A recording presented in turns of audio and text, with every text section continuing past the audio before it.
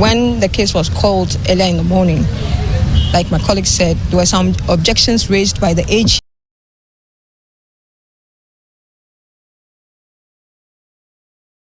And also by the lawyer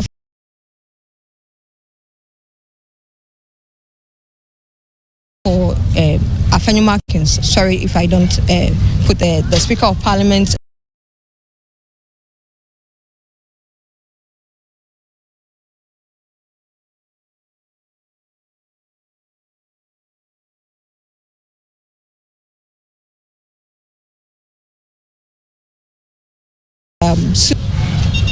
Attempted some accusation of the courts.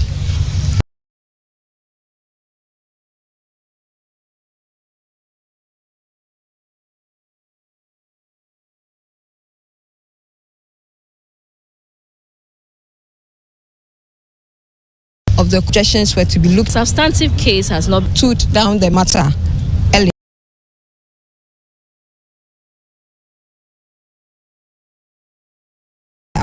Colleague almost briefed us about earlier that the lawyer for the Speaker of Parliament, Title Sorry, argued or submitted a case about why the arguments that one, the court didn't have jurisdiction to hear that matter because the Parliament was way outside of the court's jurisdiction. And then also because when the decision on 18th October was made, it was made ex parte. That decision or the application was filed ex parte and was heard ex parte. And so the Speaker was thinking or is thinking that it's breached his natural justice as a person to also be heard or to be put on notice about the application. And since the court didn't do that, then its entire decision is an error of the law. And so it must be rescinded. It must be rescinded, basically. So we came back and the lawyer for Afenyo-Markkin, he opposed the application by the Speaker of Parliament for the court to rescind on this matter because there was nothing. It was like a business. There was no error. Argument. Yes. Basically, that's what they said. And the AG also made similar arguments in court earlier. And after the court stood the case down and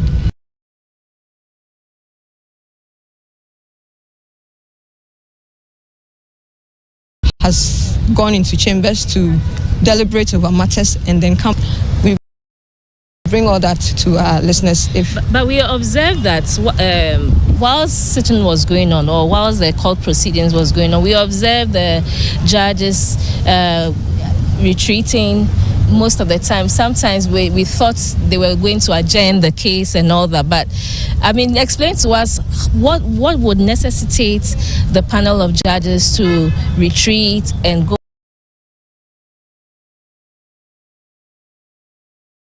back and come back and sit on the case. Sarah, I'm sure you know I'm not a lawyer. Yes. But I think let me hazard a guess or an answer to it. I think that's the procedure here in court.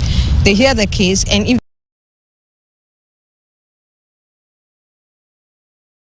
they think they can't make a decision on it, then they will retrieve to chambers, work on it.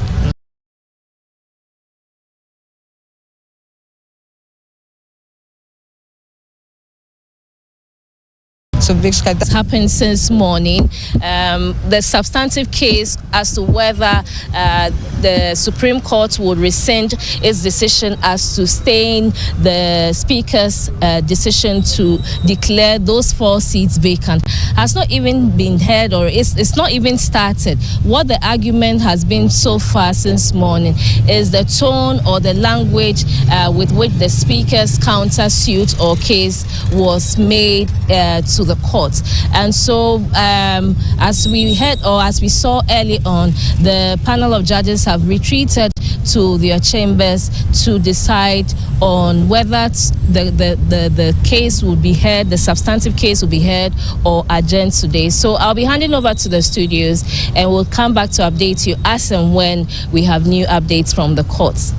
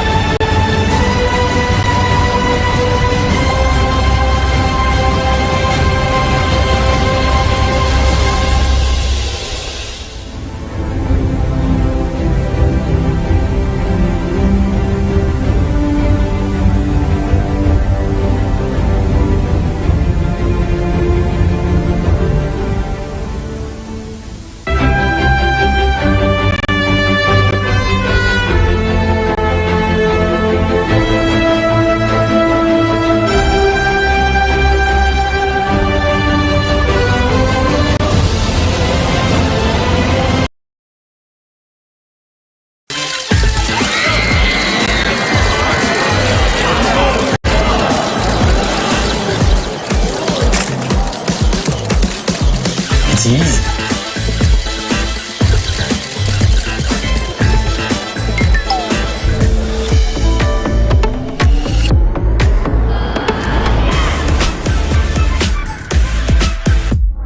It's easy. New Techno Phantom V Series. Techno, stop at nothing.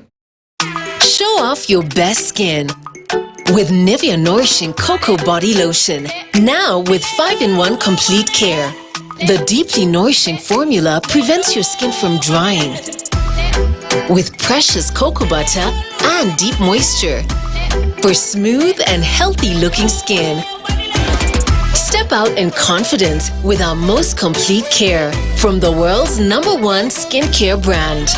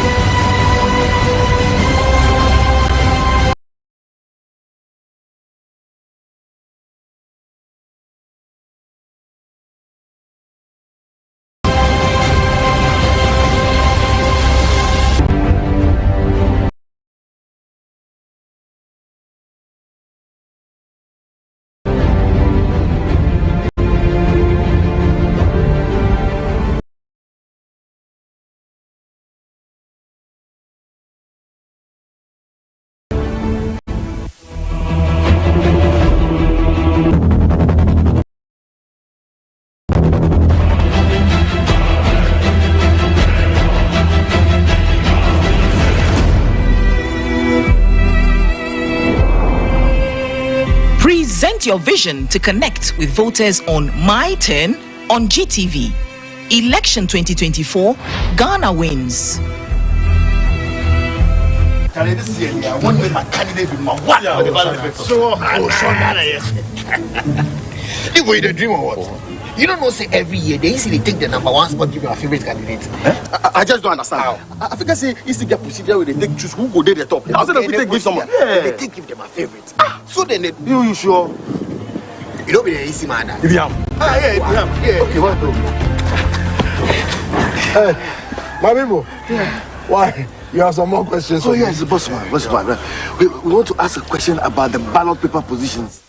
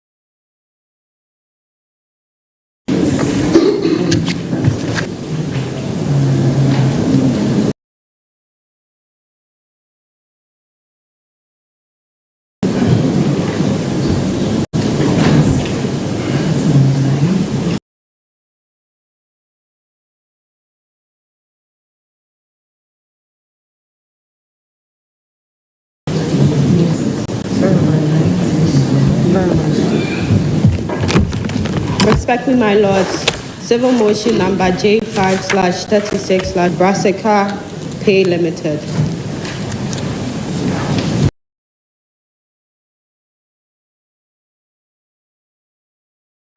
K79 Farms.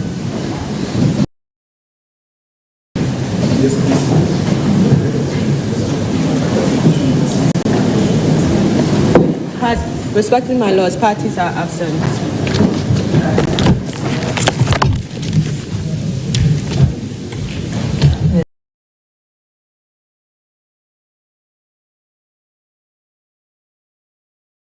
Legal representation, please. Legal representation.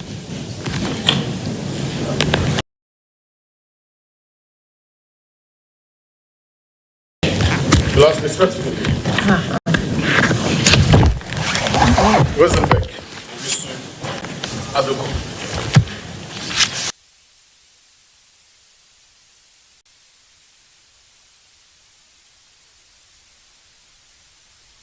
This year, I want to make my candidate with my what? If we the dream or what? You don't know, say every year they easily take the number one spot, give you a favorite candidate. I just don't understand. How? I think I say it's the procedure where they take choose who go there the top. How they take give someone? They take give them a favorite. So then they you sure? You don't be the easy man. If you have. Yeah. Okay, what problem? My people. Yeah. Why?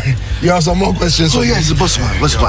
We want to ask a question about the ballot paper positions. They will discuss why say if you catch the number one spot, you take give your favorite. Yes. That's what people do. And you find and you fair.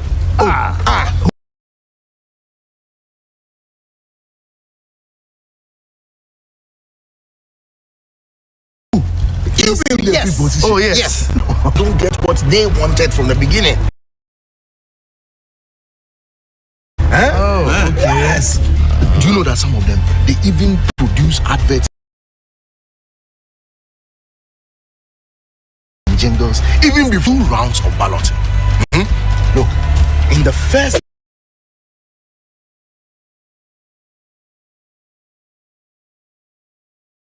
balloting, it is used to determine the order in which the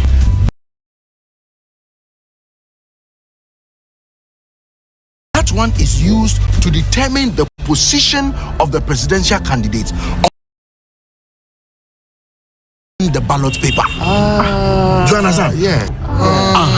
And then the number that you pick in the final balloting, That is what determines where your presidential candidate will be on the ballot paper. Okay. So you know be fixed like that. Not at all. Not at all. Don't fix it. Listen, the Electoral Commission does not have a favorite candidate and does not manipulate the processes to the advantage of any candidate. Not at all. I just don't understand. So this number is it all be lie. All be lie.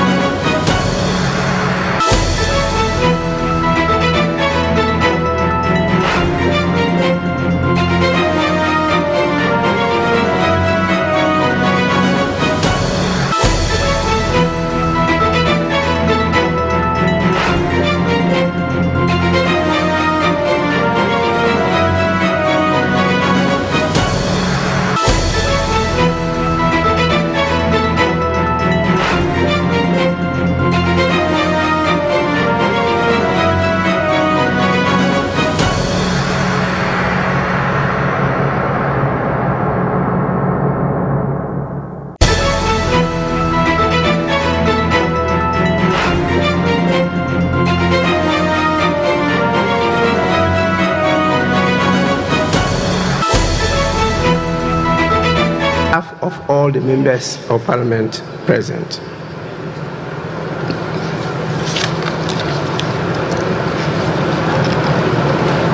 Consequently,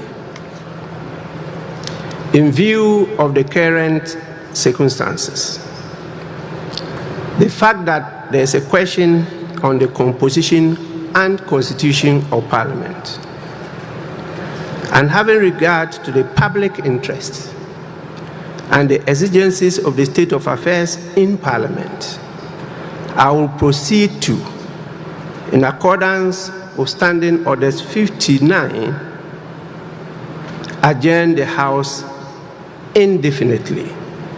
That is sine die. I want to quote Standing Orders 59:1. It says, the Speaker may, in consultation with leadership, suspend a meeting of the House indefinitely or for a period determined by the Speaker, having regard to the public interest and the exigencies of the state of affairs in the country. Honorable members, I have consulted leadership, and I am exercising my discretion to decide to suspend the meeting of the House indefinitely. The House is accordingly adjourned sine die.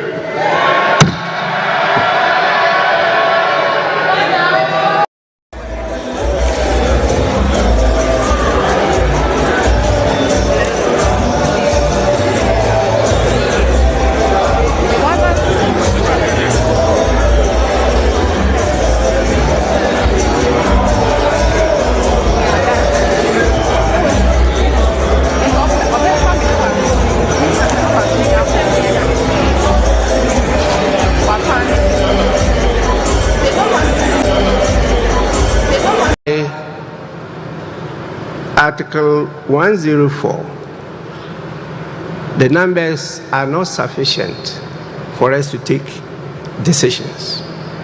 And I'll quote Article 104.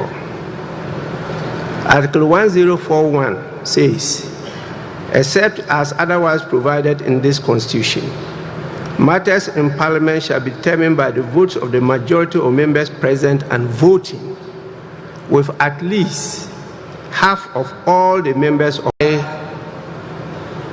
Article 104. The numbers are not sufficient for us to take decisions. And I'll quote Article 104. Article 1041 says, except as otherwise provided in this Constitution, matters in Parliament shall be determined by the votes of the majority of members present and voting, with at least half of all the members of Parliament present. Honorable members, we don't have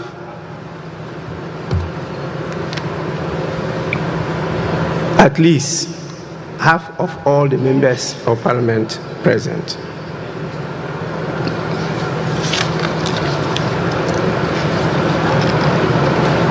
Consequently,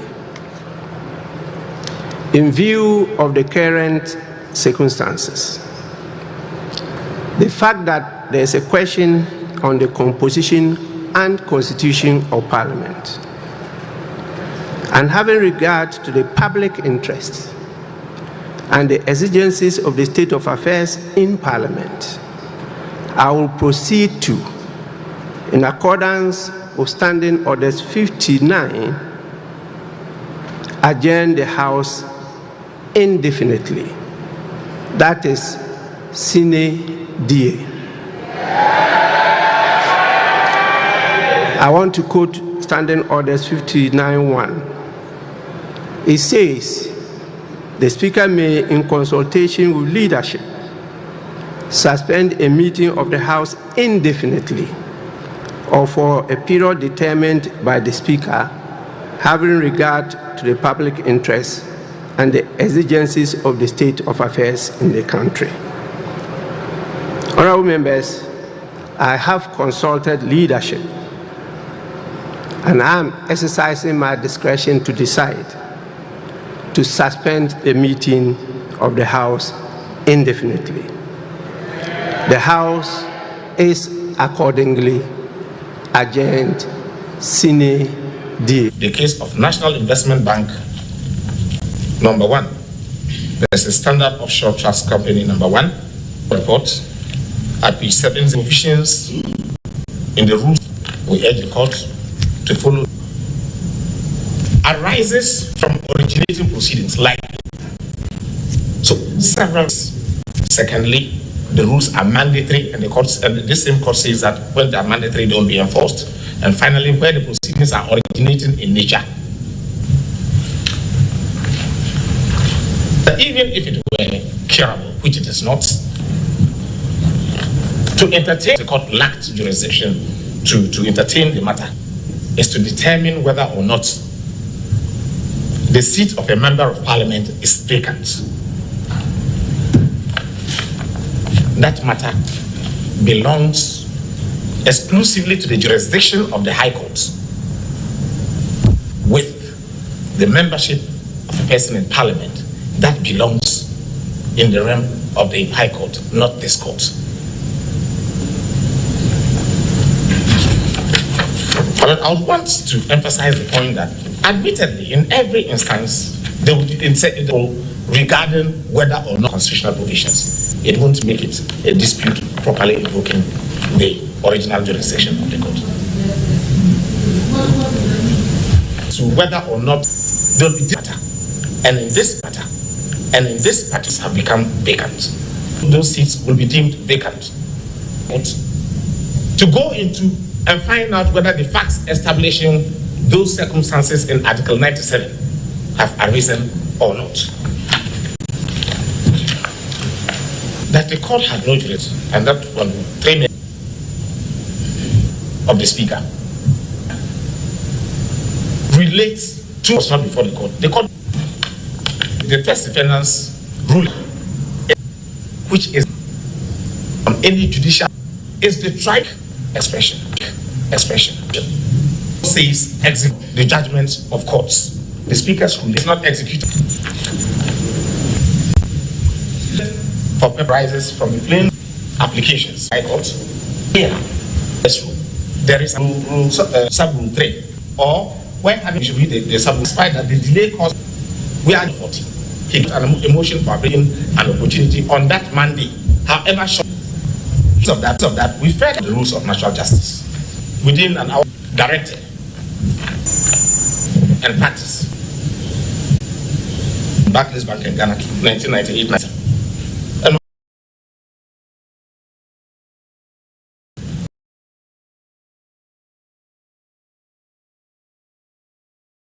Constitution with authority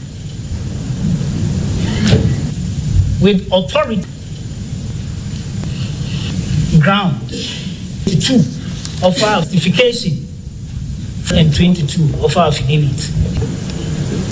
Potential irreparable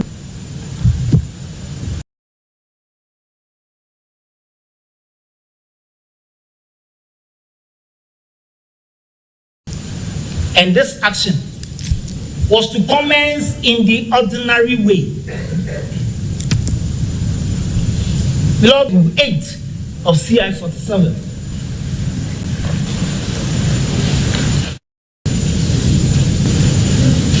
Yes, of CI 47.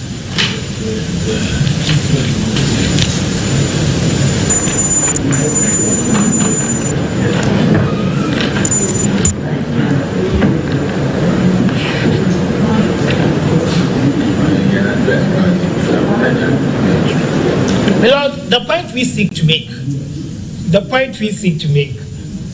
is that very well, Lord, I'm grateful. 1-8, very well.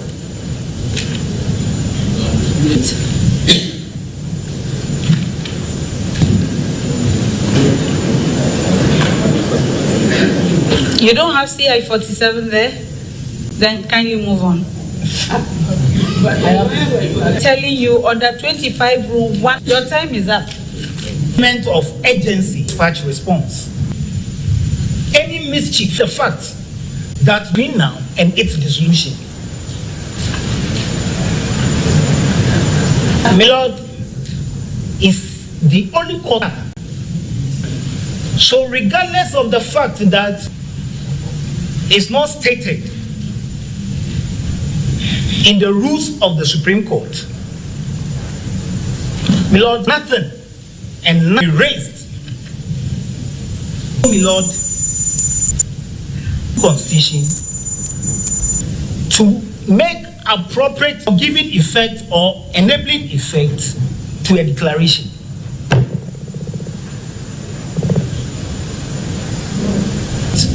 We're not given the opportunity, the rules of natural justice made by Lord Amranti. We can only limit us. If you don't mind.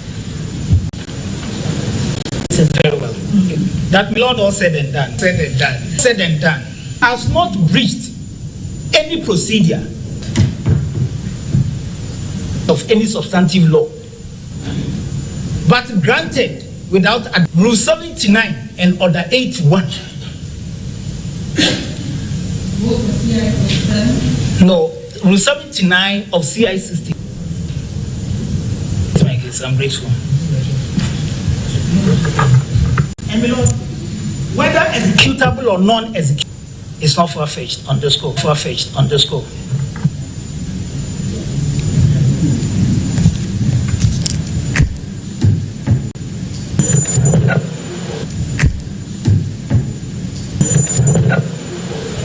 There should be four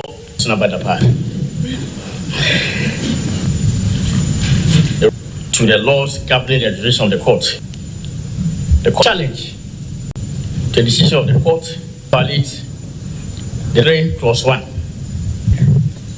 2, and I quote, review any decision made or given by it on such grounds and subject to such conditions as may be prescribed by rules of court. Respectfully, the instant application seeks an order setting aside the process and proceedings of the court and vacating the law of the court. Respectfully, the decision in question, respectfully, Article 133 clause 1, the review, 133, I'm sorry, 133, the review, you seek a review or review. It doesn't invoke to the laws governing the jurisdiction of the court. Especially Article 134 of a decision of a single justice.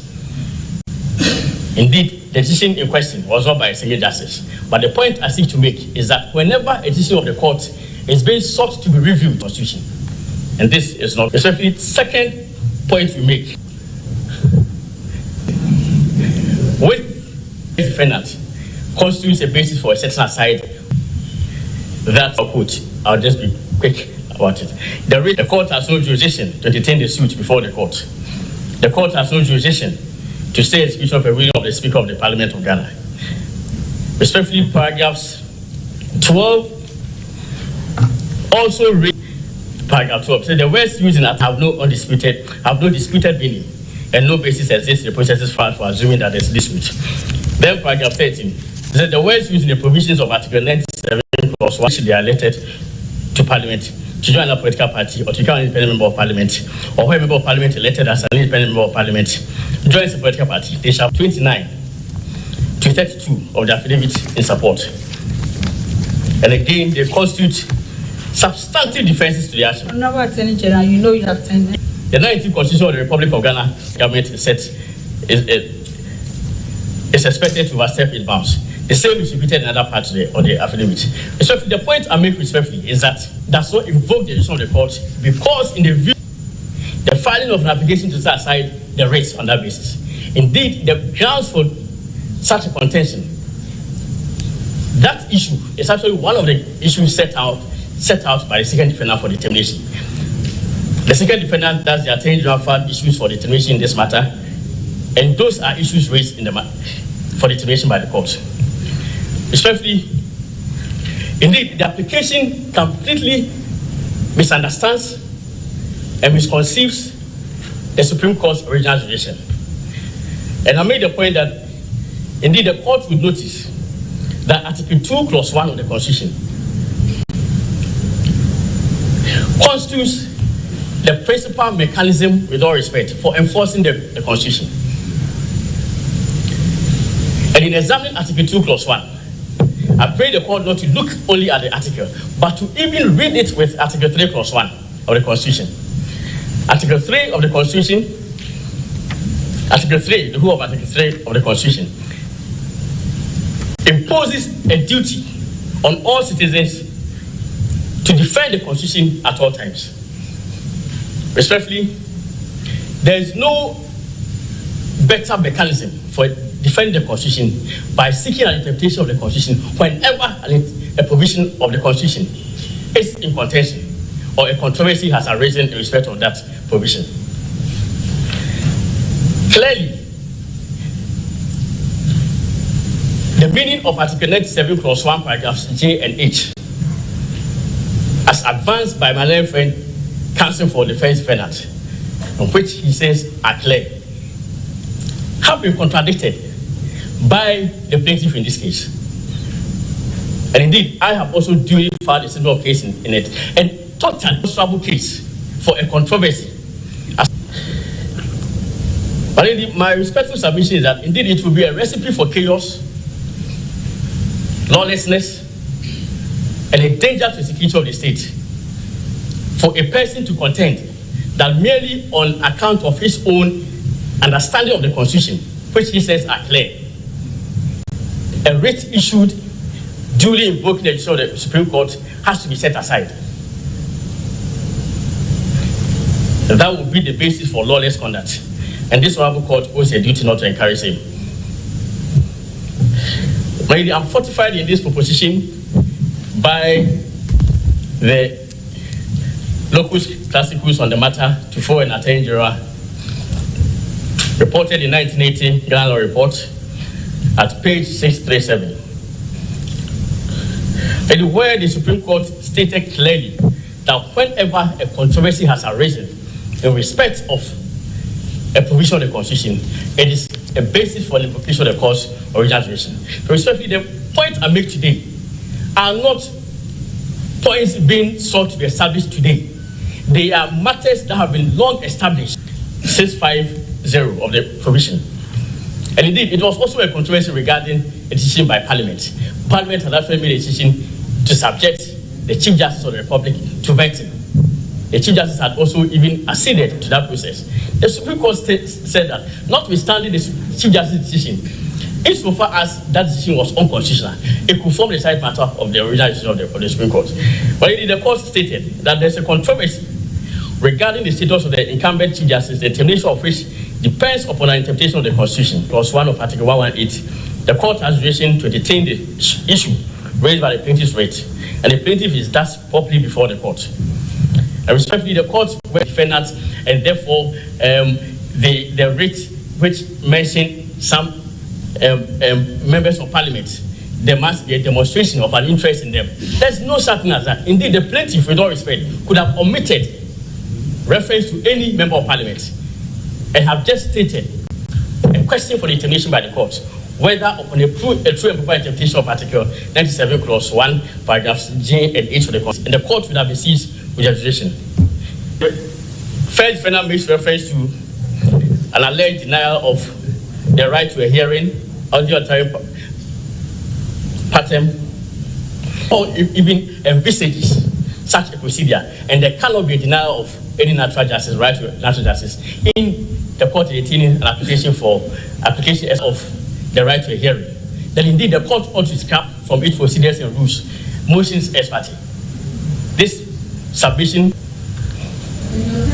respectfully, I would respond to the contention made by my learned friend that there was an understanding of the CJ with the Speaker of Parliament and all that. I do not seek to even go into the merits of the understanding. But the point must be made that Constitution is public, right? Of this nation. Right. It is important to address the facts behind that matter. Right. A circular in 2021 to regulate service on members of, to discuss. So I reviewed what my predecessor did and I issued a circular. If anything, I think your submissions may address the import, the legal import, and nothing more. Right. Lady, respectfully, that I'm just pushing for the secular law of this nature. It's the proper interpretation of the Constitution. And indeed, as held in before an Attorney General, even if, assuming with all respect, it's immaterial. A secular. The secular, written such a secular, it is immaterial for me. It is a process which was subsequently pronounced upon as unconstitutional by the court, could not have waived any right whatsoever. Because there's no such thing as Articles 117 and 118. All it says is that civil or criminal procedures in relation to the Speaker returning from any proceedings of Parliament. In my respectful view, I do not see Monday in Article 112, 117. I do not see Monday there. I do not see Tuesdays to Friday. I do not see. All that must be understood clearly. Irrespective of that circular, in my respectful view, I, the Attenderer, can, or any citizen of the land, having invoked the decision of the Supreme Court, can serve the process on a member of Parliament. That's what it says. But again, there is an attempt to suggest, and it was implied in the submissions relating to the Supreme Court overstepping its bounds and whatever, that that is a three of points of law. So but he's exceeding. Please sit down. Yes, the point of law I made it because the application is because 2+1 and 130+1 extend to any authority, institution of state, or any individual in the country. No arm of government, no institution of state, and definitely no individual in the Constitution. And the Constitution spells out the content and directives of the Supreme Court. That is in Article 2, Clause 4. Failure to obey or carry out the terms of an order or direction made or given under Clause 2 of this article constitutes a high crime under this Constitution and shall, in the case of the President or Vice President, constitute a ground for removal from office. The Supreme Court in Tufo and Attenderer, a further fortified by J.H. Mensah and Attenderer, reported in 1996 Supreme Court of Ghana Law Report, stated clearly that in Ghana, there's even no such thing as a political question. The contention by my left friend, Counsel for First Defendants, that the administrative decision of a person or a service submit that the application before you is totally offensive to all rules and procedure of this honorable court is unknown to the laws of Ghana and must be dismissed. Just some short points of law, especially that they were made on points of law, and I'll be very short. First point is the simple answer. Since the day an order is a nullity, you can come by any procedure to set it aside. It remains the law following from, he likes to cite cases of vintage. He says over 40 years. You calculate when we say, they were here when they say there is a misconception and a misunderstanding. They have remained here. Mm-hmm. And this is the clearest example of a misconception and misunderstanding. First rule. 2, all due respect, some matters, and actually I'm mixing, yes. From submitting a defense, court gives an order and you wish for it to be vacated, reversed, varied, discharged. The onus is on you to bring an application under the review jurisdiction of the court and not an application such as... The principle of civil procedure is that the rules of review aside, this court delivers judgment according to 3 main yardsticks: statute, law, and set it aside. And I'm saying way back from up to date, that remains the law. So this is not a point. Secondly, if I am challenging the jurisdiction of the court in my defense, and I'm taking it in limine, another elementary grounds.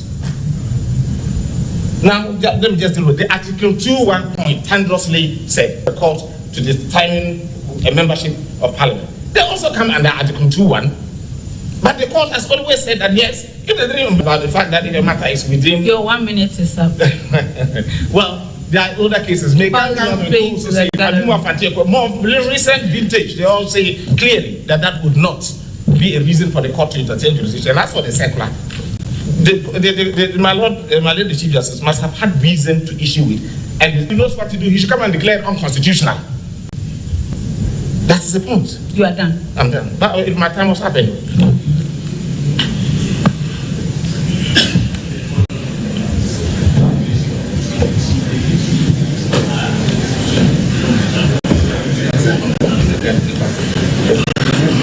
The case is stood down for the court to rule.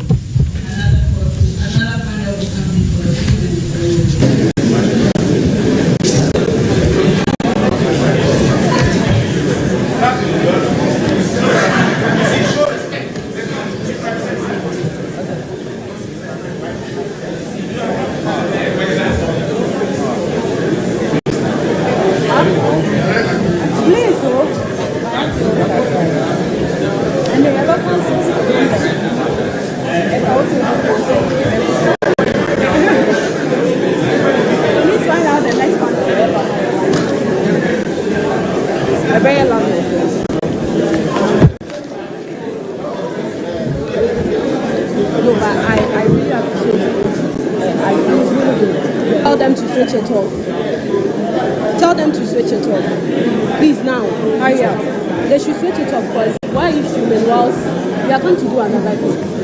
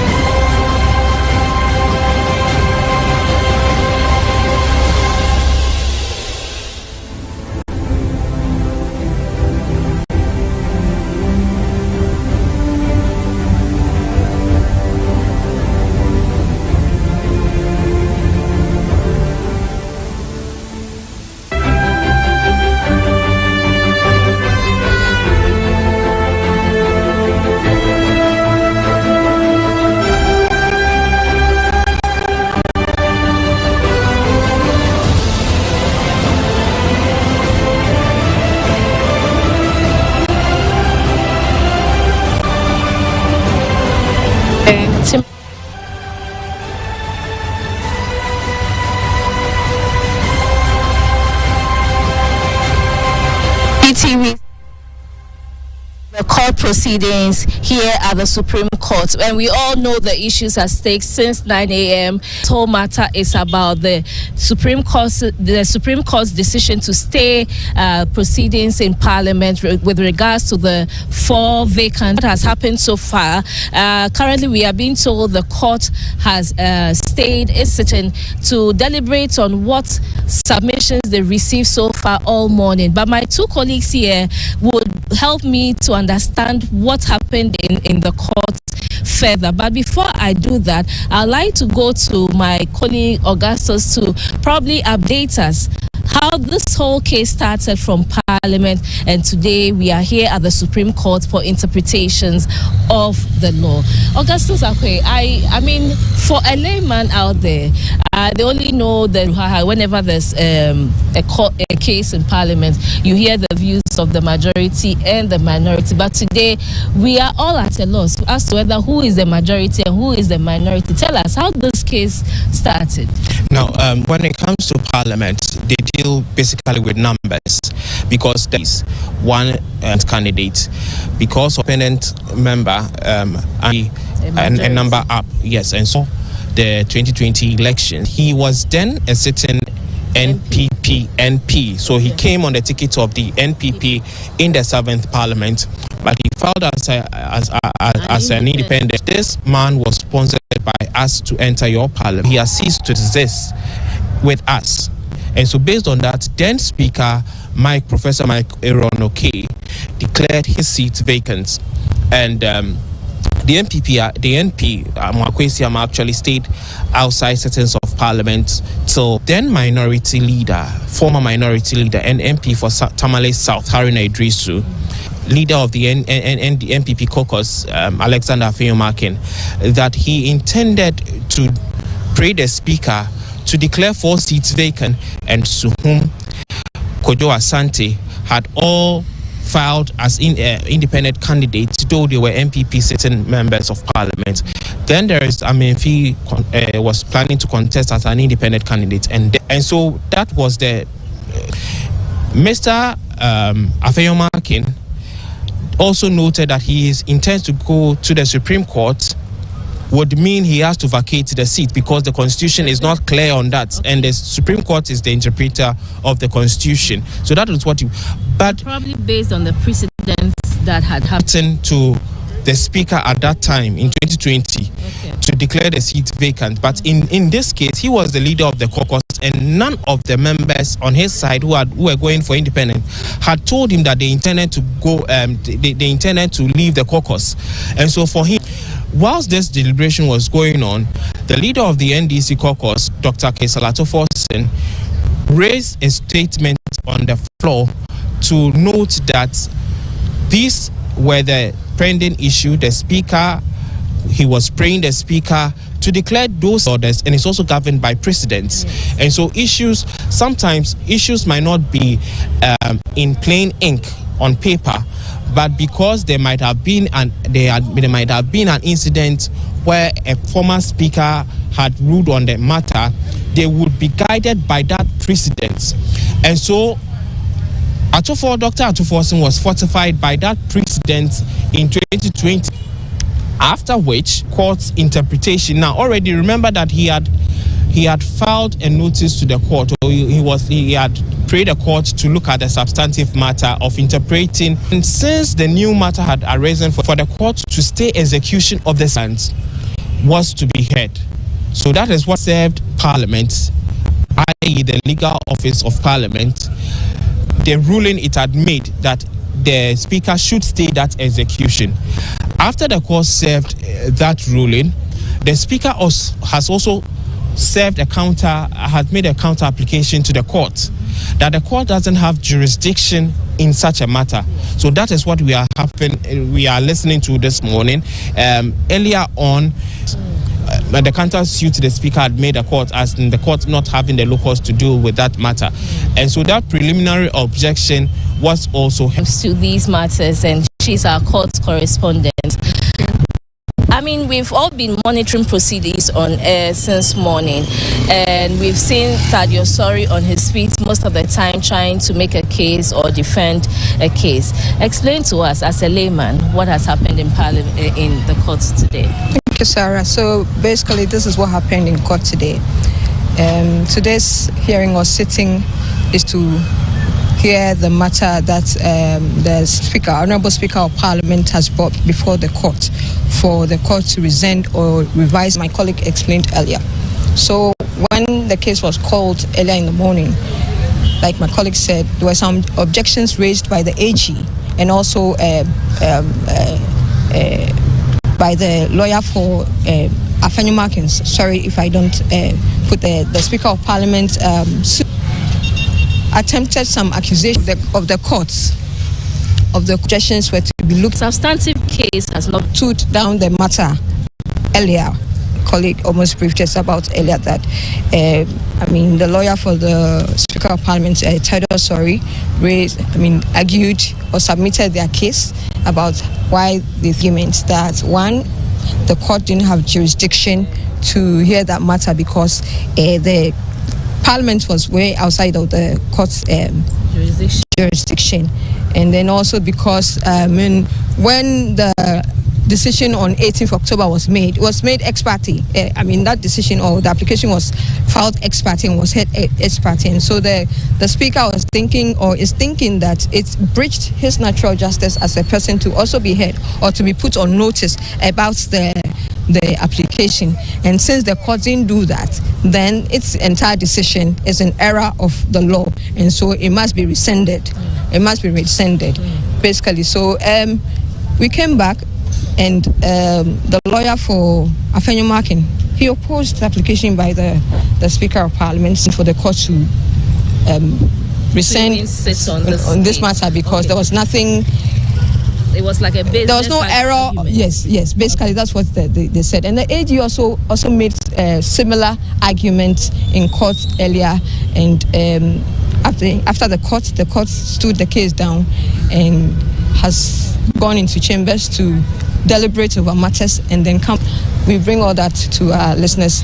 But we observed that whilst sitting was going on, or whilst the court proceedings was going on, we observed the judges retreating most of the time. Sometimes we thought they were going to adjourn the case and all that. But explain to us what would necessitate the panel of judges to retreat and go back and come back and sit on the case. Sarah, I'm sure you know I'm not a lawyer. Yes. But I think let me hazard a guess or an answer to it. I think that's the procedure here in court. They hear the case, and if they think they can't make a decision on it, then they retreat to chambers, work on it. So basically that's happened since morning. The substantive case as to whether the Supreme Court would rescind its decision as to staying the Speaker's decision to declare those 4 seats vacant has not even been heard, or it's not even started. What the argument has been so far since morning is the tone or the language with which the Speaker's counter-suit or case was made to the court. And so as we heard or as we saw early on, the panel of judges have retreated to their chambers to decide on whether the case will be heard, the substantive case will be heard or adjourned today. So I'll be handing over to the studios and we'll come back to update you as and when we have new updates from the courts.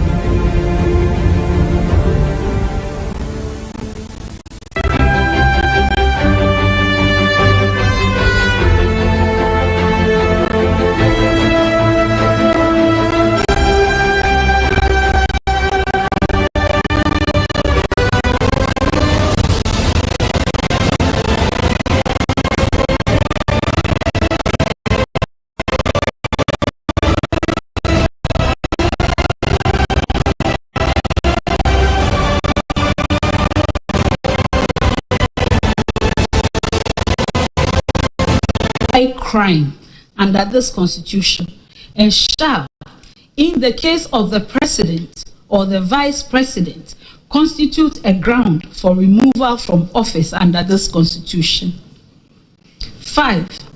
A person convicted of a high crime under clause 4 of this article shall A, be liable to imprisonment not exceeding 10 years without the option of a fine, and B, not be eligible for election or for appointment to any public office for 10 years, beginning with the date of the expiration of the term of imprisonment.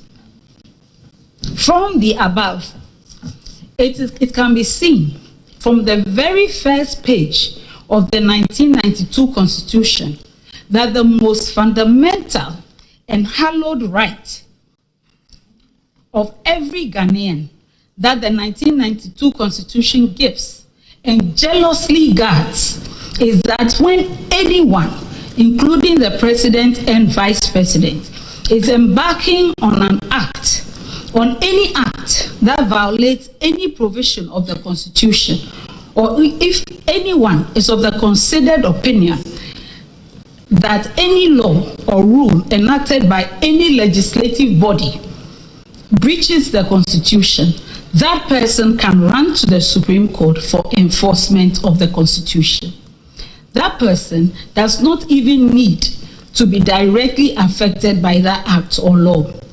This Supreme Court regularly exercises this original and exclusive jurisdiction for citizens of this country. Second, Article 130 provides, 131, subject to the jurisdiction of the High Court in the enforcement of the fundamental human rights and freedoms as provided in Article 33 of this Constitution, the Supreme Court shall have exclusive original jurisdiction and in A, all matters relating to the enforcement or interpretation of this Constitution. All matters arising as to whether an enactment was made in excess of the powers conferred on Parliament or any other authority or persons by law or under this Constitution. Where an issue that relates to matter or question referred to in clause 1 of this article arises in any proceedings in a court other than the Supreme Court, that court shall stay the proceedings and refer the question of law involved to the Supreme Court for determination. And the court in which the question arose shall dispose of the case in accordance with the decision of the Supreme Court. This means that if anyone finds that a meaning is being given to any provision of the 1992 Constitution that the person disputes, or that any act is being done by reason of a disputed meaning given to the Constitution, then Article 2 and Article 131A mandates that only the Supreme Court has jurisdiction to provide the people of Ghana with a correct interpretation of the provision in the Constitution. Third, it is the most basic tenet of our legal system that different courts operate different jurisdictions, and every court is given its own jurisdiction. So the type of cases that can be settled in any court depends on the nature of the dispute. Thus, if someone is challenging that a member of Parliament has not lawfully won their seat, that challenge must be done at the High Court in the region that the constituency is in. However, if any two people challenge that the process of electing the same member of Parliament did not conform with the constitutional provision, that dispute over the correct interpretation or meaning of the constitutional provision must be brought to the Supreme Court for interpretation. Indeed, if the dispute over correct interpretation or meaning of the relevant provision occurs while the parties are before the High Court must, by direction of Article 132, stop hearing the case and refer the dispute over the correct interpretation of the Constitution to the Supreme Court. There are many cases on this manner of resolving disputes requiring constitutional interpretation, including ex parte Senator Rawlings, citation provided. In every given month and year, the Supreme Court regularly deals with cases seeking interpretation and enforcement of provisions of the 1992 Constitution. And every law report issued every month is filled with such cases. It is therefore misinformation and misapprehension of law for the applicant to present that the Supreme Court has no jurisdiction to provide the correct interpretation of Article 97(1)(g, because Article 99 gives jurisdiction over determination of membership of Parliament to the High Court. Article 99 reads, "The High Court shall have jurisdiction to hear and determine whether as a member of Parliament or the seat of a member has become vacant, or a person has been validly elected as a Speaker of Parliament, or having been so elected has vacated the office of Speaker. A person aggrieved by the determination of the High Court under this article may appeal to the Court of Appeal." From the above, it can be seen that if anyone raised the question whether a person has been validly elected as a member of Parliament or a seat of a member of Parliament has become vacant as a matter of fact, that person is required to go to the High Court for the High Court to resolve any issues around that question.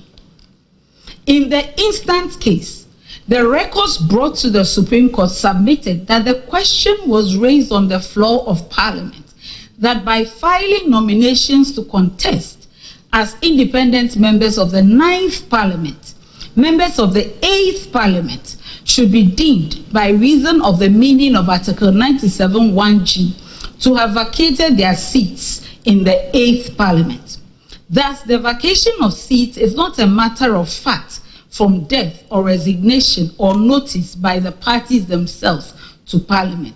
It is to be taken from an interpretation and enforcement of Article 97(1)(g). It has been argued by counsel for the Speaker that what the Speaker presented to Parliament on 17th October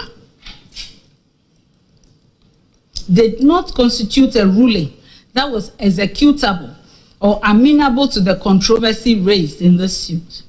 On the contrary, we find that nothing can be clearer in the record from Parliament that was brought to this court and considered before this court's ruling of 18th October 2024 that this was an executable ruling.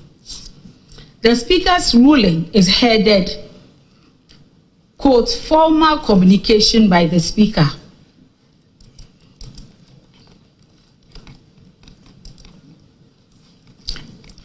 It set out the background of issues he was considering and covers 10 pages of evaluation of law and fact.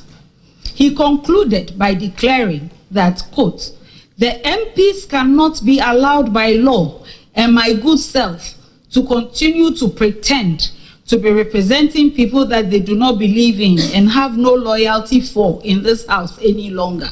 The House is accordingly informed," unquote. These are words that affect the rights of these MPs to remain in Parliament and the rights of their constituents to their representation. Thus, if a controversy is raised to the propriety of the interpretation of Article 97(1)(g) that led to this conclusion, then this court is rightly sized with jurisdiction to provide a hearing to the plaintiff.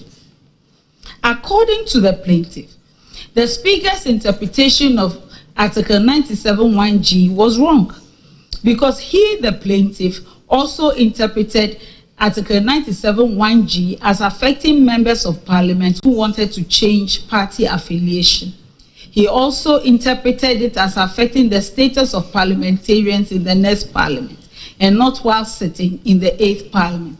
These and others are the disputed interpretations that the plaintiff presented to the Supreme Court to give the nation the correct meaning of. For the sake of the record, we set out Article 97.1.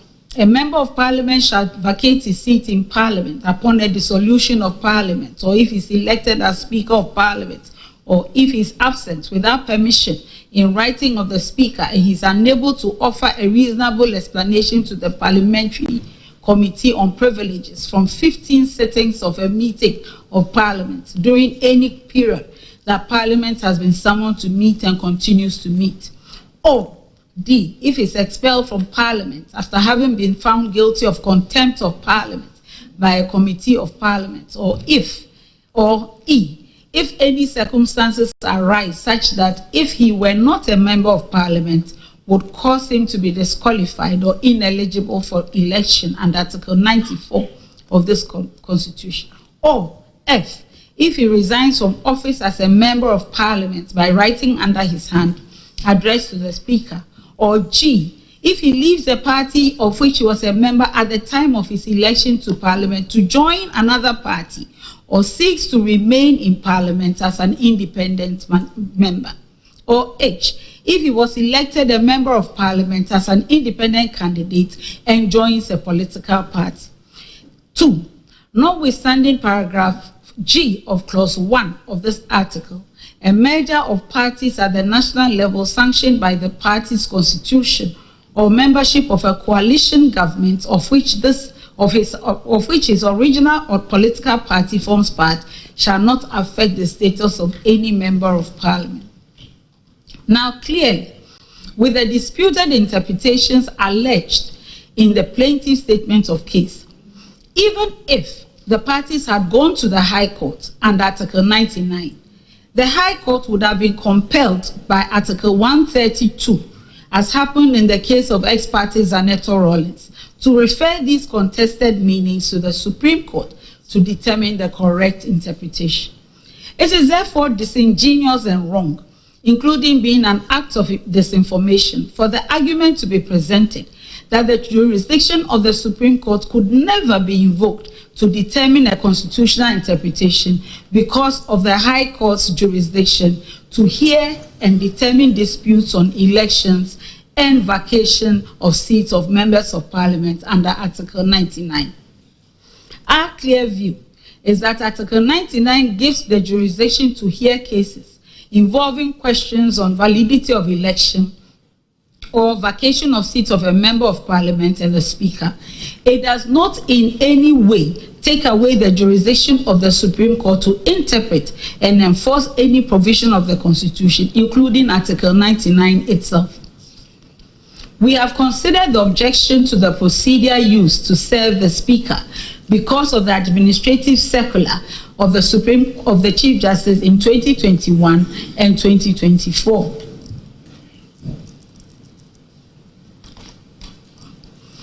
We are satisfied that administrative procedures cannot override the potency of legality, and every procedure used by the Supreme Court to serve the processes on the Speaker of Parliament were actually in conformity with law and the circulars issued by the Chief Justices in 2021 and 2024. Exercise of discretion. The Speaker of Parliament is urging that the Supreme Court breach the rules of natural justice and rules prescribing the manner for exercising discretion in the orders made on 18th October 2024 in hearing the application ex parte and granting orders to stay execution of the Speaker's ruling pending the resolution of the suit. It is a very basic and primary principle of law that an order of stay of execution must be made on consideration of exceptional circumstances that can affect the parties, which exceptional circumstances include the wreaking of irreparable harm if an order of stay of execution is not granted. In the ruling of the Supreme Court on 18th October 2024, The Supreme Court was very clear that its orders were being made because of the exceptional circumstances that would flow from the effect of the ruling of the Speaker of Parliament declaring the 4 seats vacant and a determination not to allow the MPs to remain in Parliament. What are some of the effects that weighed on our minds as exceptional circumstances that were alluded to in the ruling? The 4 constituencies of Amenfi Central, Fomena, Aguna West, and Suhum in the Western region, Ashanti region, Central region, and Eastern regions of Parliament are made up of hundreds of thousands of Ghanaians who had queued to elect these members of Parliament to represent their interests in Parliament as their voices. By declaring that their duly elected representatives in Parliament had vacated their seats for acts that were interpreted within the light of Article 97(1)(g) by the Speaker, the Speaker was actually enforcing this interpretation of Article 97(1)(g) against those hundreds of thousands of Ghanaians, and not just the 4 people that sit in Parliament. He was also doing so at a time that from the official records of Parliament presented to the Supreme Court, the Speaker knew that a contrary interpretation was being placed on the same constitutional provision and that the Supreme Court's jurisdiction had been invoked to provide the correct interpretation. By reason of law, there could be no by-election to replace these elected representatives between 17th October 2024 and 7th January 2025. So, 7th January 2025. 2025. So these Ghanaians would have been left without a voice and representation in Parliament from 18th October 2024 until 7th January 2025, when the 9th Parliament can be duly constituted in Ghana. This exceptional circumstance arising from the outcome of the ruling weighed on the mind of the Supreme Court to grant an order directing a stay of execution of the ruling of the Speaker on 17th October 2024. Second, the effect of this ruling would be that the salaries, allowances, and other emoluments of these members of Parliament would have had to stop being paid immediately. They would have had to vacate their offices in Parliament and cease functioning on any committee of Parliament that they were serving on. If any of them was a minister or deputy minister and had been appointed as such by reason of being members of Parliament, the ruling that they had vacated their seats could have brought those duties to an immediate halt. Indeed, one of the 4 members of Parliament is the current second Deputy Speaker of Parliament. The Supreme Court was very clear that these outcomes that could cause irreparable harm to the constituencies in issue and the MPs themselves constituted exceptional circumstances to warrant a halt of the ruling of the Speaker until the controversy raised had been resolved.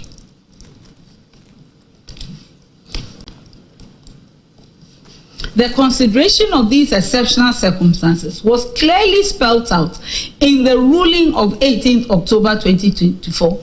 So it is surprising that the applicant should urge that the discretion of the Supreme Court was exercised in breach of Article 296.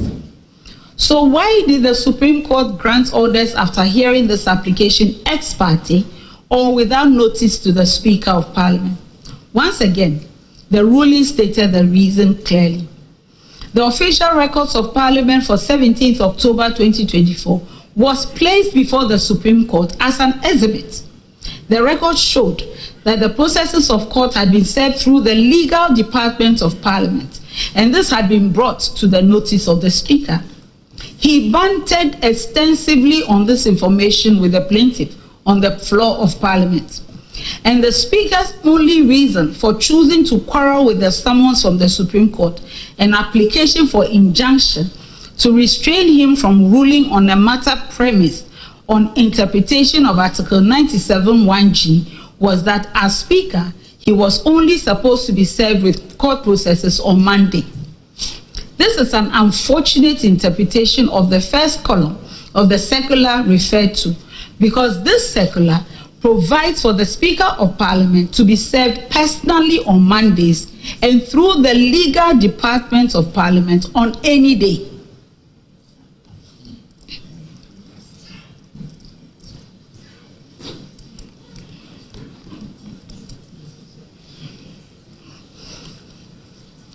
But whatever interpretation of the circular that the Speaker chose to put on how he was to be served, the Supreme Court is satisfied that the Speaker was well served with notice of the action that had been started on 15th October 2024 and seeking the correct interpretation of Article 97(1)(g) of the Constitution.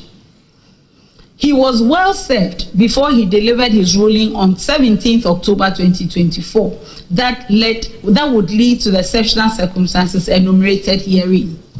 And the Supreme Court carries the constitutional obligation to give the correct interpretation of Article 97(1)(g) for its enforcement, if need be, by the High Court or any person that the interpretation comes to. Hence, the scope of the orders made to stay as enforcement of the Speaker's interpretation of Article 97(1)(g).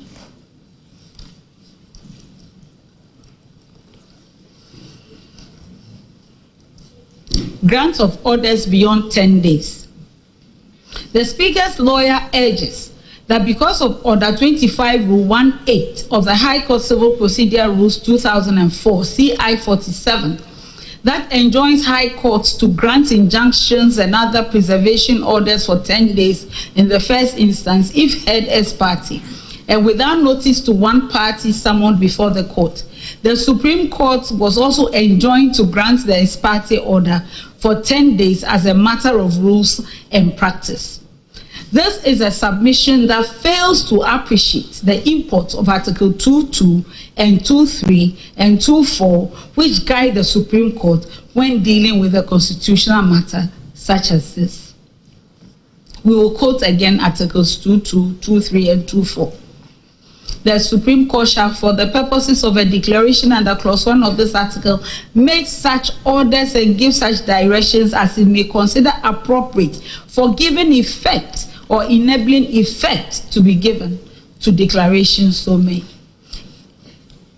Any person or group of persons to whom an order or direction is addressed under Clause 2 of this article by the Supreme Court shall duly obey and carry out the terms of the order or direction. The Constitution enjoins the Supreme Court to make orders that are appropriate for giving effect or enabling effect to be given to its final declarations on the correct meaning of a constitutional provision.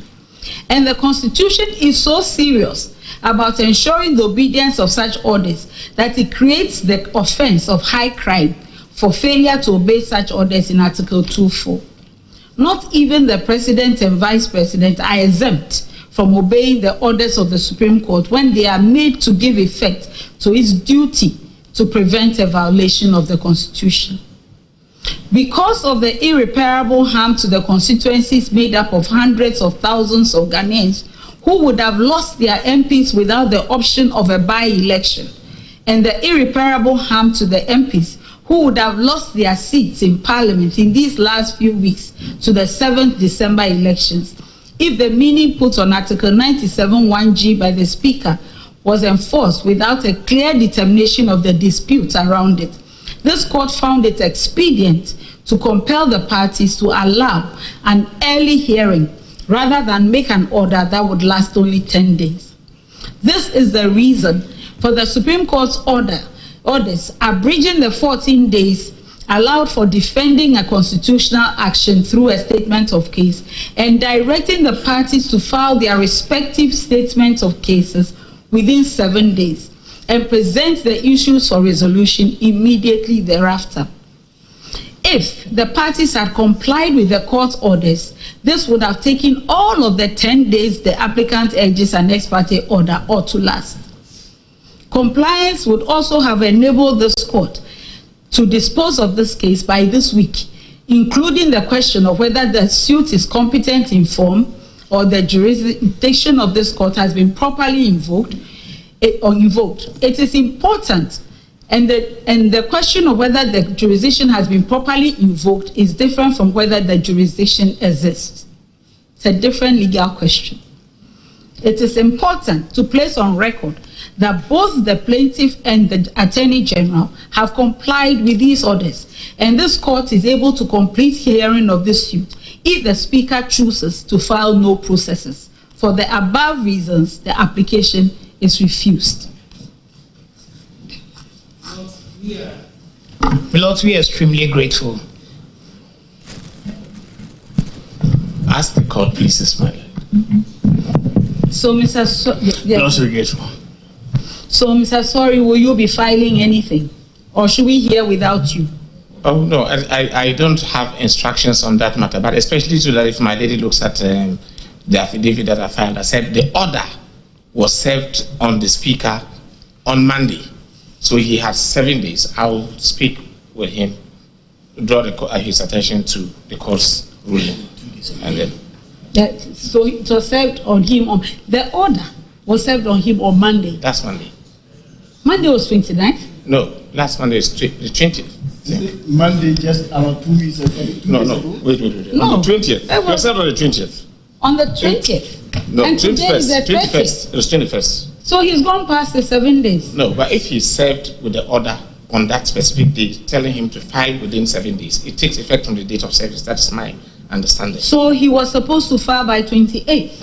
No, by the rules of the court, where the time limited for doing something is 7 days or less, weekends. So he was supposed to file by when? If we take out. No. Today. Today? Yes. This suit is adjourned to Friday for completion. File your processes by close of day tomorrow. This is a constitutional crisis. We are living in a country where the parliament is not sitting. What is going on? I'm not too sure that this suit is to enable parliament sit. It's to declare. Very well. Yes, I take it that's really in your so if I would plead that because look at the time that we are closing and the fact that we've done some work, filing it by Friday is not it's not possible. I also need to still go and take instructions. So maybe next week is fair. Today is Wednesday. All right. Next week. At least if I'll take 7 days to file the two. No, do not count your 7 days from today. Your 7 days started running from 21st. You cannot make your own rules. I'm just praying the court. I'm not making rules. I'm just praying the court. It's okay. It's okay. So you will file by what date?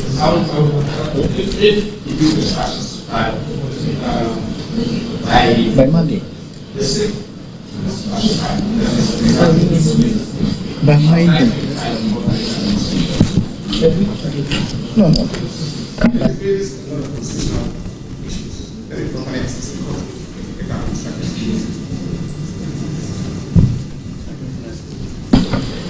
My lady, respectfully. Sorry.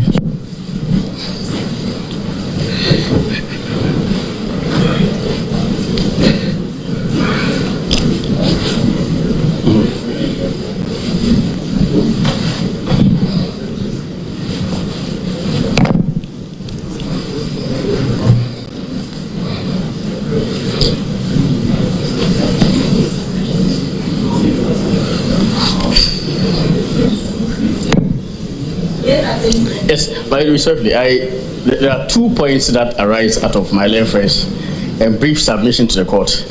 And I made them. One, it is a matter for the interpretation of the Constitution. Respectfully, as I earlier on submitted, in the matter involving the interpretation of the Constitution, there's even no such party as a party who has an interest in the matter, apart from the entire state.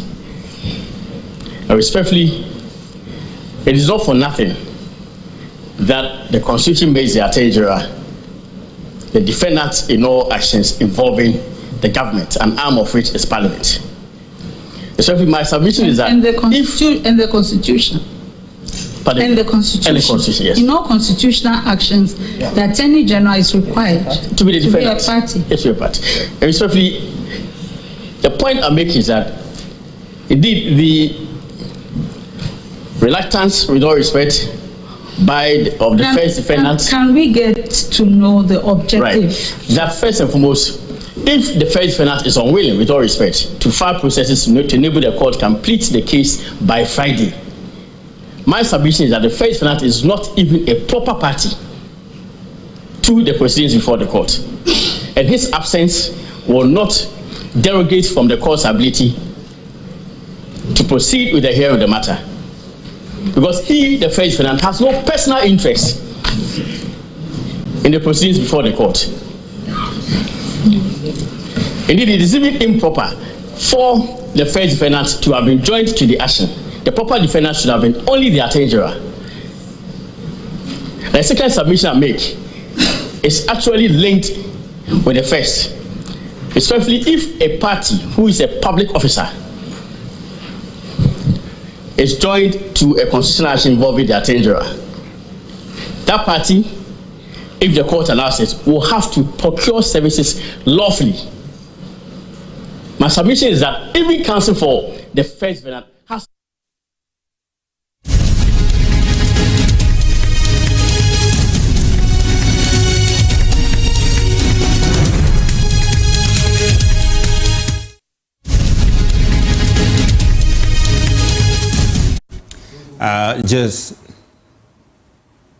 just coming from the Supreme Court, where the justices are dealing with the issue relating to the vacant seats in Parliament. Well, the sitting has been adjourned and some clarity has been established as to when the court will sit again. Well, let's turn attention to the big event today. It's the final of the National Science and Maths Quiz. Kofi Ajay is in studio with me, and this is the big moment. We're going to take a close look at the performance of the teams in this contest so far. Take a proper look at their history in the National Science and Maths Quiz and give you a little idea of who is likely to come top today. It's KSTS, Keta SHTS, Infantipim, and of course, St. Augustine's College. Kofi Ajay, the students are really buzzing. Excitement is high, and everybody is waiting with bated breath to see who will clinch the title. What have you got for us today? Well, I mean, there's this theory that we've been running since 2017, and this theory, or what we call the hypothesis, always actually pans out in the finals. The hypothesis is that the school that goes to the final with the highest average score always goes ahead to win the contest. The school that goes to the final with the highest average score, from the 1-8 to the semi-finals, goes ahead to win the the trophy. It started 2019. Let's see what happened. St. Augustine's College, the same school that is actually in this year's final, went to that final with the highest average, 56, followed by Presec, and then also there is Pesco, 52.3. What happens is that in the final, the grand final, what you see is that the same arrangement.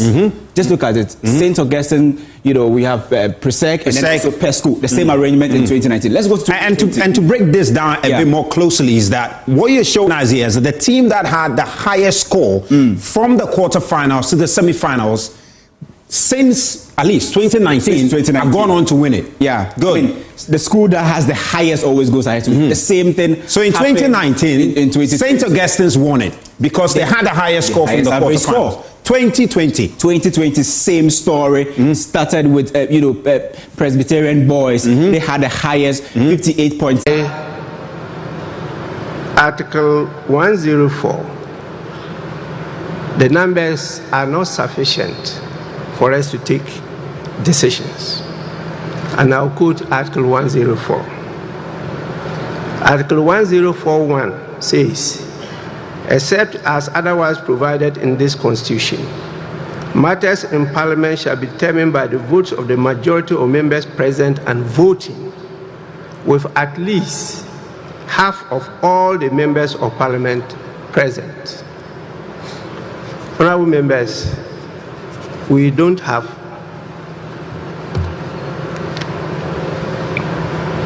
at least half of all the members of parliament present.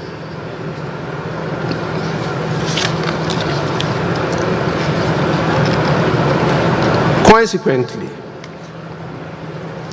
in view of the current circumstances, the fact that there is a question on the composition and constitution of Parliament, and having regard to the public interest and the exigencies of the state of affairs in Parliament, I will proceed to, in accordance with Standing Orders 59, adjourn the House indefinitely. That is sine die. I want to quote Standing Orders 59:1. It says, the Speaker may, in consultation with leadership, suspend a meeting of the House indefinitely or for a period determined by the Speaker, having regard to the public interest and the exigencies of the state of affairs in the country.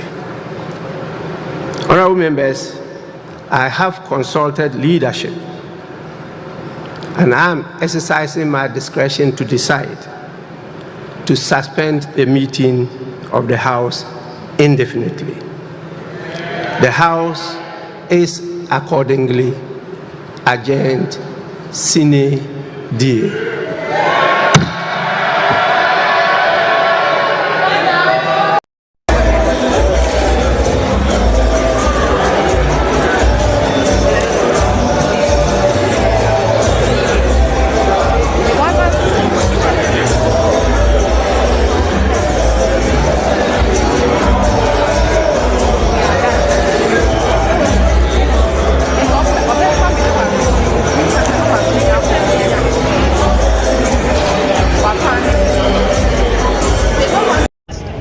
We are Democrats. We don't believe in violence. We don't believe in mischief and unnecessary political chaos.